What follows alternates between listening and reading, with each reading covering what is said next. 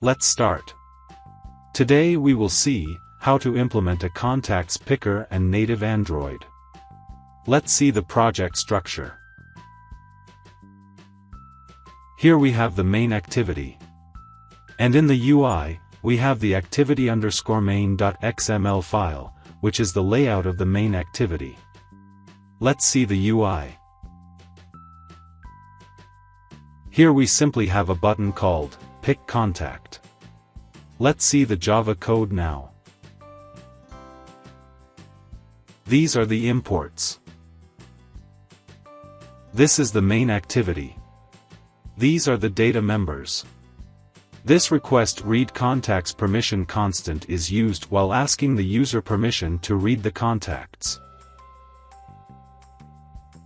In the onCreate function, when the button is clicked, we call the request contacts permission function. This is the request contacts permission function. Here we ask the user if the app could read the contacts on the device. If the permission is already granted, then we call the pick contact function. When the user either grants or denies the read contacts permission, the app flow comes here, at the onRequestPermission result function.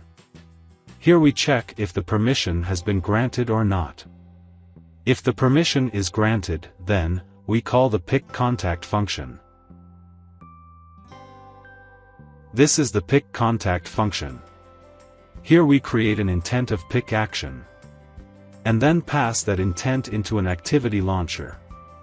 So this piece of code will fire such an app on your Android phone that could open a contacts list. When the user picks a contact from the contacts list or does something else, then the app flow comes here, at the register activity for result function. Here, first, we check if the result is okay or not. Then we fetch the intent data. Then we extract a selected contact from that data.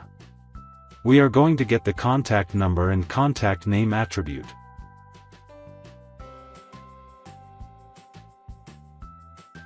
And finally, we show the selected contact details in a toast. Let's run the app. So as I clicked the Pick Contact button, the default contact app from my Android device opened up. And now I will select a contact from this list. And its name and number will be shown on a toast. So that's it. That's how you can implement a contact picker in native Android. Thanks for watching.